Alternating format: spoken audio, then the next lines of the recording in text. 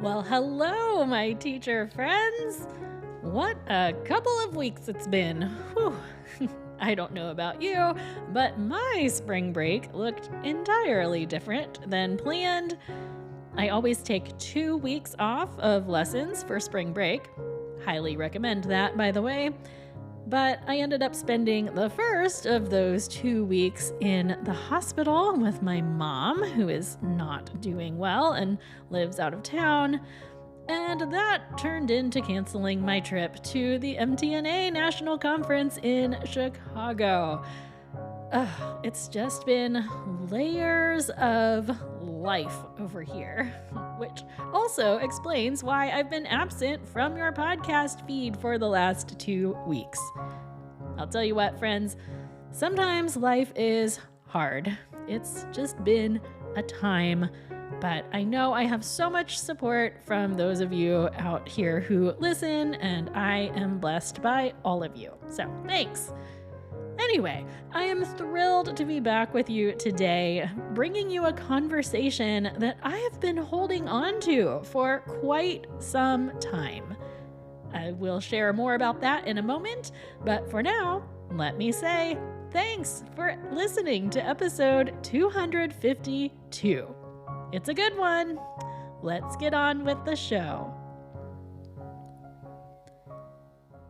I'm not sure how legal systems work in other countries, but here in the US, adults can and will occasionally be called to serve jury duty in our local court systems. Jury duty is one of those rare unifiers. Like, none of us want to find that envelope in our mailbox. It's inconvenient, it costs us time and money. It's unpleasant.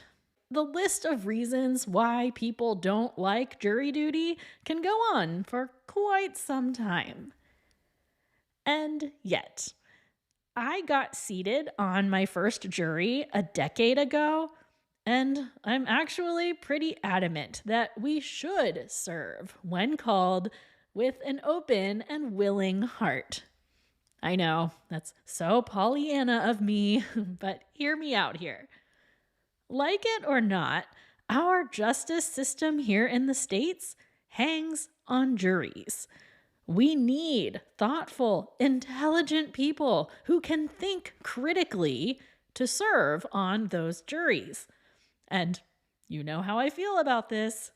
As a profession on the whole, we check all those boxes. Music teachers bring all the most important character traits to that jury box. But don't just take my word for it. Today, I'm sharing a conversation about jury duty that I recorded months ago with the oh-so-wise Jennifer Foxx of Music Educator Resources. In case you're wondering why I've been sitting on this conversation for months, well, funny story. After Jennifer and I recorded this conversation, I received a questionnaire in the mail for, you guessed it, jury duty. It had been a decade since I was last summoned, and lo and behold, I ended up receiving another summons for Thursday of last week. So I wanted to hold this conversation until I got to update you about my most recent adventure. You'll hear about my first experience with jury duty during my conversation with Jennifer. And if you stick around to the end of today's episode, I will share how my experience went last week. Are you ready? Let's do this thing. I give you my conversation with the fabulous Jennifer Foxx, friend to all and creator of Music Educator Resources. Jennifer Foxx is here, and we're talking about everyone's favorite topic, jury duty. Welcome, Jennifer. Thanks for being on Beyond Measure. Thanks for having me. Well, we all know that, at least as Americans, like getting that letter in the mail that says you've been summoned for jury duty is like everyone's least favorite thing, right? Nobody gets the letter and is like, yippee! You're my guest, so I'm going to let you go first. But we're going to get into the nitty gritty details about how exactly to handle jury duty as a piano teacher later. But tell us about your experience with jury duty. Like, how many times have you been summoned, and how many times have you actually been selected to serve? And give us all the good, fun stuff. Okay. So I have been summoned a few times and I have served once. On the one I served, it ended up being a 3-day jury. And when I first got the summons, it was just a really, really bad week. One of those like, no, this is not going to work. And so I basically said, hey, can I change the date? I chose when I knew I'd be off, which would be Thanksgiving week. So I requested Thanksgiving week and it was approved, no problem. And then I thought, well, maybe actually it will be canceled because it's Thanksgiving week. Right. Because that happens so much. Right. With the holidays, but no. Oh. It wasn't canceled and I was chosen, but the judge was anxious to not have this go into Thanksgiving. So it started on Monday. This was back, I think, in 2011. So it's been a while. So yeah, I served and it was actually a really interesting process. And I always thought it's funny because I've always been into like the crime shows and all that kind of stuff, on TV. Matter of fact, when I was in high school, they give a career test, Yes. what career would be great for you. And mine came out to be an FBI agent. So I was convinced. Jennifer Foxx, the FBI agent. Oh my goodness. Right. So I was convinced that I should go into the FBI. Talk about a different life path. Wow. Right? Oh my goodness. Anyway, so yes, but it was really interesting. I always thought, I wonder what it would be like to serve on the jury. And it was a really interesting process. So I actually really enjoyed it. So I have a fairly similar experience, actually. So I was called in, it was about 2 weeks before Thanksgiving, actually. But I remember that because I just moved my students into Thanksgiving week, and that's how I remedied it in my own situation. Okay. It was the first and only time that I had been summoned. And I think so much of the time we end up borrowing worry for nothing, because there's a high frequency of time that you get summoned and you don't even have to show up, or you show up that morning and you're dismissed relatively quickly. It's not a very high likelihood that you'll actually get seated on the jury. But I do think it's comical because in my instance, first of all, the clerk in the court, who's kind of in charge of keeping tabs on the proceedings of the trial, she was the mother of 2 of my students. And so I've gotten all kinds of interesting backstory. She had told me that back in chambers, she told them, my kids have lessons on Thursday night, and I'd really like to wrap this up before then.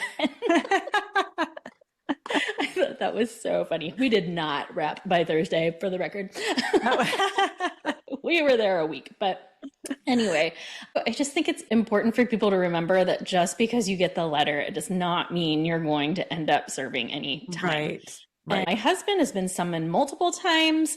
He did get seated on a jury once, and it was a couple hours in the afternoon, and then he was out of there. Oh, wow. Because, a lot of trials are not a big, giant deal.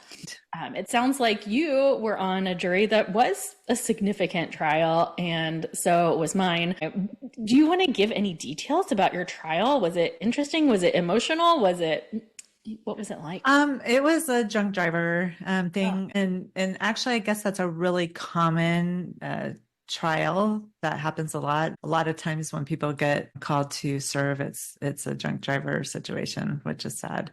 So mine was pretty intense. It was a sexual assault case, and it was really complicated because the 2 parties involved were high school sweethearts, and they were in college at this point, and they maintained sort of a casual relationship. And so there was a lot of dynamics at play.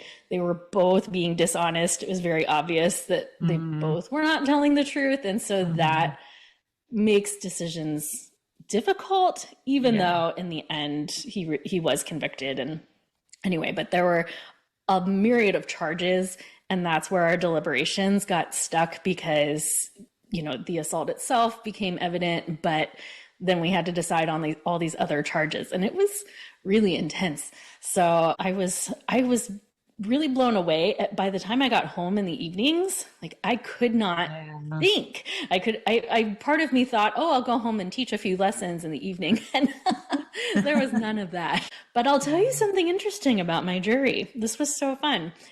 I had a very musical jury. So come to find out, this trial had already been through mistrial twice. And so they were really determined to make sure that this was the time this case got to the end. And so they put two alternates on our jury. So there were, 12 of us, right? And then two additional people. And one of the alternates was the local oboe professor at the university in my town. And there was me, of course. And then there was a man on the jury whose son was a senior bassoon performance major. Oh, wow. And what was crazy was his senior recital was this Thursday of Oh, my goodness. that we were on the trial. And the closing arguments wrapped on Thursday afternoon. And he was going to have to miss his son's recital because we were going to be deliberating, and there was no way we were going to be done deliberating in time for this recital. And we all kind of banded together and like demanded that we come back on Friday. And somehow we got away with it. It's kind of, Wow. it was a great group of people, most of whom I have never crossed paths with again since. I don't know where these people are, but I have not seen them again. We were a really diverse group, really trying to do right by these people whose lives we were debating about. So, so you consider this a net positive experience, right? Yeah. Yeah, I do. And don't you think it just gives such an interesting perspective into how these things work? For sure. Yeah. Yeah. Again, it really gives you almost an appreciation too, with everything that goes on. And it's absolutely true because, again, if we don't have people who are willing to serve and willing to give this their attention, then I don't know what the justice system is going to rely on, right? Right. So it always gets me in my patriotic feels. So this is the plea of Jennifer Foxx and Christina Whitlock to go serve on jury duty, people. So is there anything you think people misunderstand or get wrong about the idea of jury duty? Yeah, you kind of touched on one of them was, I think a lot of people think, oh, if I get picked, I'm going to be stuck for a long time, serving. And most trials are actually short. They're not weeks and months long, they're really short. So I think that's one misconception. And another one is the misconception of if I'm a student or self-employed or work full time and stuff that I can just get off easily. And that's not the case either. I mean, everybody has those excuses. So yeah, no one can really afford to be there. I view it as just being a good community member and a good citizen of this world we live in, that you'll take your one random turn, roll the dice and see how it goes. Yeah. And again, the number of times that I know people who get a phone call the day before that say, oh, you don't even have to show up at all. Right. That's my husband. That's always been his case, is not even having to show up. Exactly. I remember when we were still going through selections that there was a girl who was, I think, a big true crime fan like you. And she was just sitting there and she was like, I was born for this. I've been waiting for this day and I can't wait. I'm going to get myself on this jury. And she was so eager in the interview process when I got to her that, they were like, no, thank you. Like she got dismissed. That was a red flag. You're too eager. Obviously, everyone does worry about this income part of the puzzle. So, what advice do you have for teachers who are nervous about that part? Do you have any thoughts about how they can alleviate their concerns? Yeah, there's a few ideas. One is there's always options to reschedule with the court, like I did, find a time that was better. And they're happy to work with you. They don't have problems with doing that. It makes sense because you're not trying to get out of it. You're Right. just saying, look, I really can't do this week. Right. Yeah. So that's one option. And then in my studio, I have bonus group lessons that cover for things like this. And you could do along the same lines, flex weeks, if you've heard of flex weeks, where it's adding additional weeks to your calendar to cover for emergencies or sickness and things.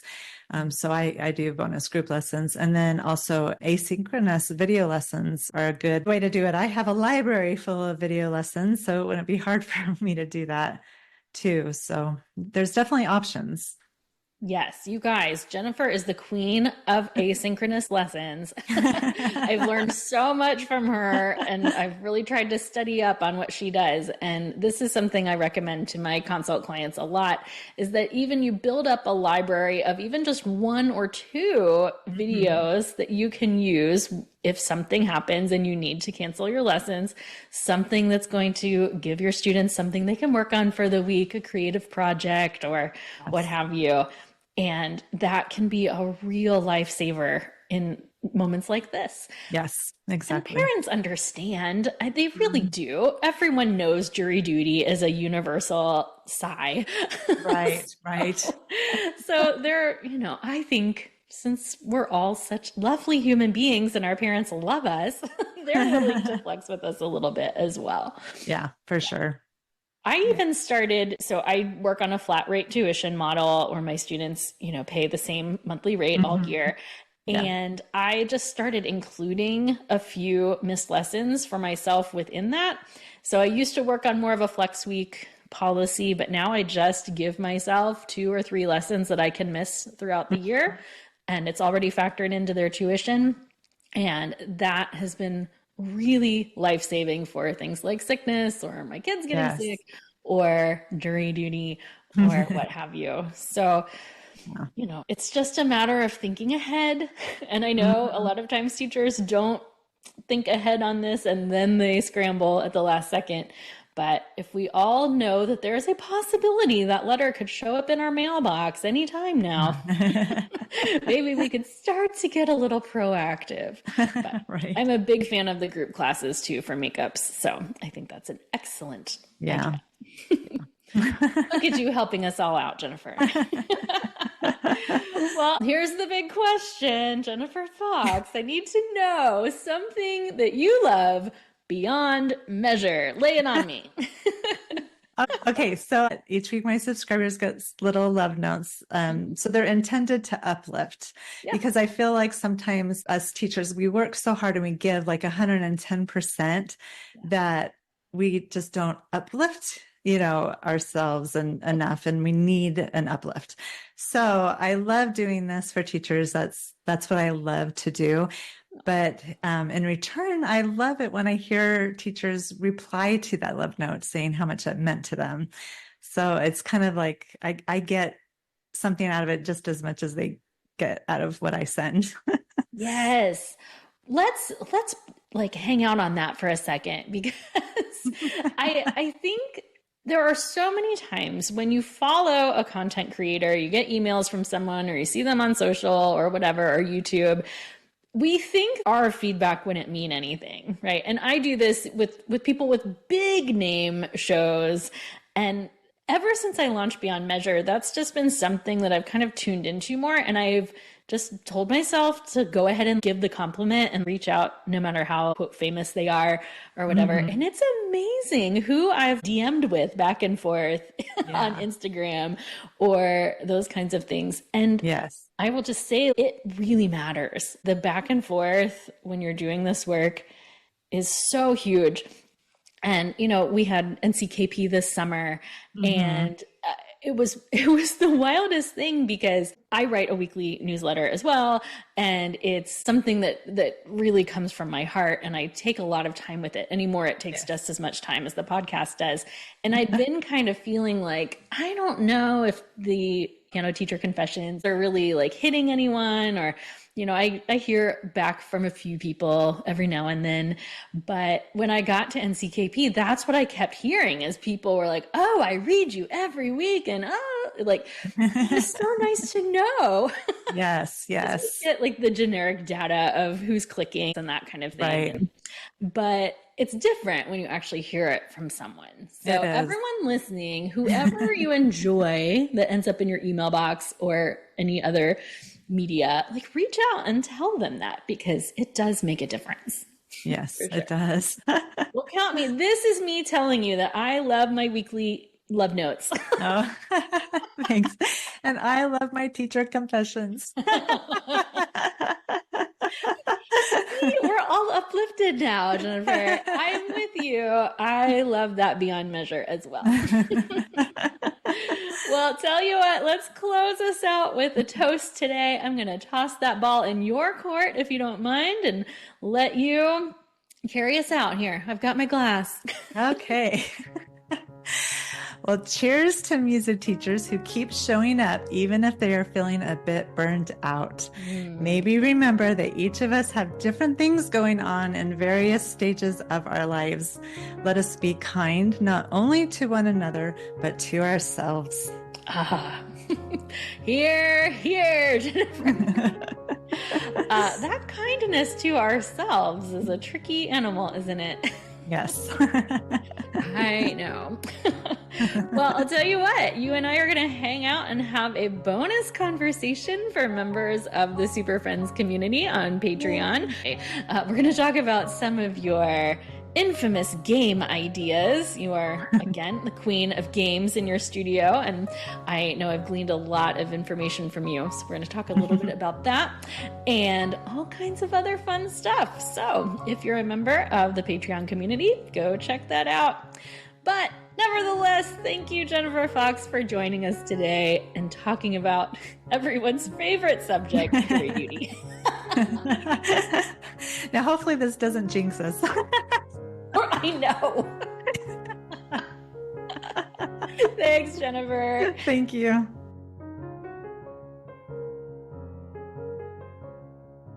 Well, whether you call it being jinxed or what, last week I did report to the Justice Center on Thursday morning for jury duty. They told us the trial we were being seated for would only last a day or two, which is always a welcome relief to hear. We waited for about 45 minutes to begin jury selection, and as so often happens, the judge came in, told us he had to declare a mistrial, and we all got to go home. The defendant failed to appear in court that day, and since a large part of our responsibility as the jury in that particular case was to confirm her identity, we couldn't quite do that since she didn't show up. If you're curious, the case ended up being a level 6 felony with 3 charges, one for driving under the influence, a second for neglect of a dependent, and a third for fleeing police. I somehow think it would have been a pretty simple verdict to come to. Oh boy. Well, at least I can now say that I am out of the jury pool for at least 2 more years. Just to recap today's conversation, the best ways to deal with unexpected commitments like jury duty include the following: incorporating flex weeks, which are weeks that you don't plan to teach, but you can dip into if you absolutely must. For me, I take off the week of Thanksgiving, 3 weeks over winter break, 2 weeks for spring break, and I'm off the majority of May. I guard that time with my life, but if I need to incorporate some lessons in those weeks from time that I miss, it's a pretty easy way to go. Secondly, don't forget to utilize group classes when possible. It is so much easier to plan a couple of bonus performance classes than it is to make up an entire roster of private lessons. If you want ideas for group activities, check out our bonus conversation with Jennifer over in the Patreon community. You can also send recorded lesson videos like Jennifer was talking about, rather than making lessons up live. I'm sharing a helpful blog post by Jennifer in today's show notes that will talk more about that if you're interested. And last but not least, you might think I'm crazy for this one. We didn't mention this in our conversation, but I don't think it's unreasonable to put a jury duty clause in your studio policy if you're that worried about it. What if you simply make a note in your studio policy that says teacher absences due to serving jury duty will not be credited? I know it might be a bit bold, but it's also such a rare occurrence and it's so beyond your control. I don't think it seems like a crazy idea. If you're interested in more details on how to deal with unplanned absences like jury duty, check out the links in today's show notes, as well as my bonus conversation with Jennifer, where we talk all about those pre-recorded lesson videos, group lesson games, and more. Be sure to check out all the good things Jennifer Foxx has for us over at musiceducatorresources.com, including her wonderful email newsletter where she sends out a lovely little love letter every Monday morning. Thanks again for listening, friends. Onward and upward we go!